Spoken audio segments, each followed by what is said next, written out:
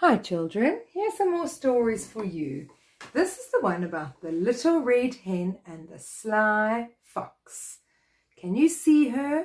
She's got an apron, and look at that naughty fox. Sly means naughty.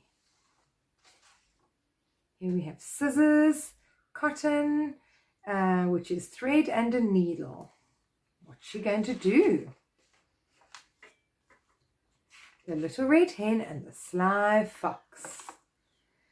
Once, in the middle of the forest, there was a tree, and under the tree there was a house, and in the house lived the little red hen. The little red hen was always kind and careful. She always wore an apron, and in her apron was a pocket.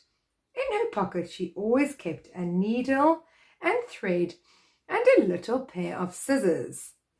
Every animal in the whole forest loved the little red hen. She mended and she sewed for everyone, and all she ever asked for was a please and a thank you.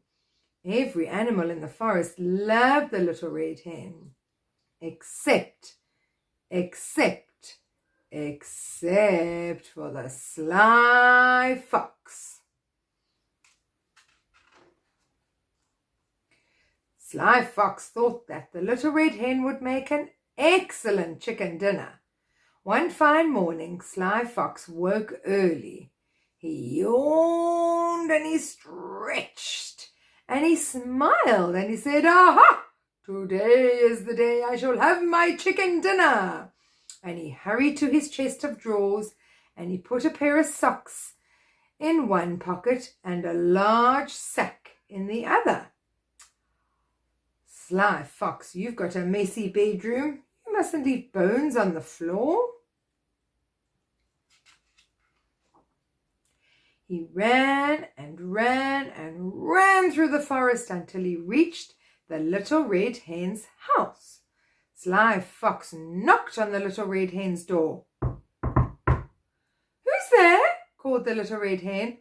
"Why, it's only me, little red hen," said Sly Fox. "I've got a pair of socks with holes in the toes, and I wondered if you'd be so kind as to fix them for me."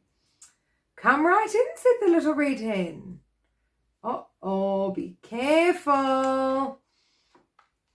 In went Sly Fox with a bounce and a bound, and he snatched the sack from his pocket and he tried to put it over little red hen's head.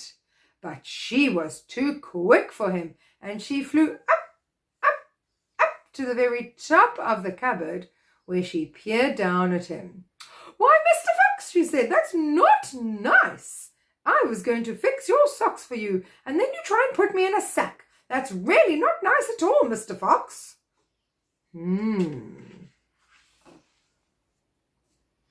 Sly Fox said nothing.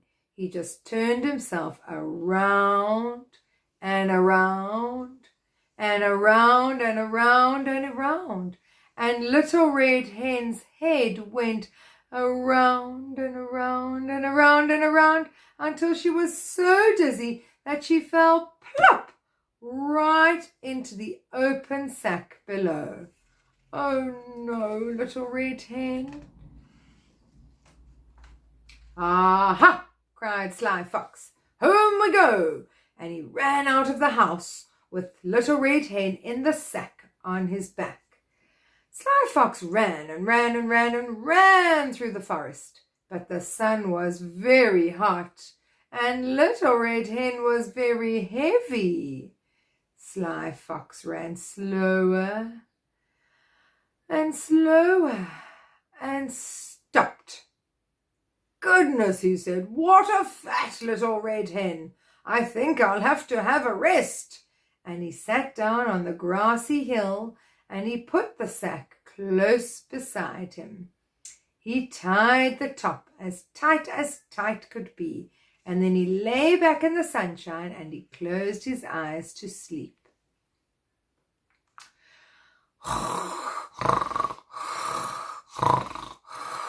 Sly Fox was snoring, and the little red hen was thinking hard. I'm wearing my apron, and in my apron is my pocket, and in my pocket is my needle and thread and my little pair of scissors. Ho, ho, ho, said the little red hen, very quietly. She took out her scissors and she snipped a hole in the sack. Then, what did she do next? She tiptoed out very carefully. She looked left, she looked right, she looked up, and she looked down until she saw a very large stone. She heaved and hauled the stone into the sack. Then she took her needle and her thread and she stitched and she stitched and she stitched up the hole with such tiny, tiny, tiny little stitches that you would never have known there'd been a hole at all. Then she ran and ran and ran all the way home through the forest and made herself a lovely strong cup of tea. Sly Fox slept and he slept until the sun went down. "Achoo!" said Sly Fox, and he sat up. "It's time for my chicken dinner." And he picked up the sack and he hurried all the way home to his dark old house at the very back of the forest.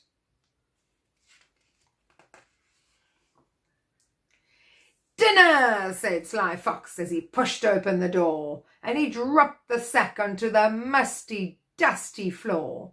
He built up a fire of sticks, and he took down a large pot and filled it full of water, and waited until the water was bubbling and boiling.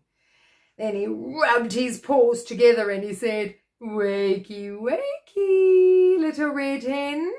And he shook the sack. He untied the top and he tipped the sack into the water, and the stone fell in with a great big splash.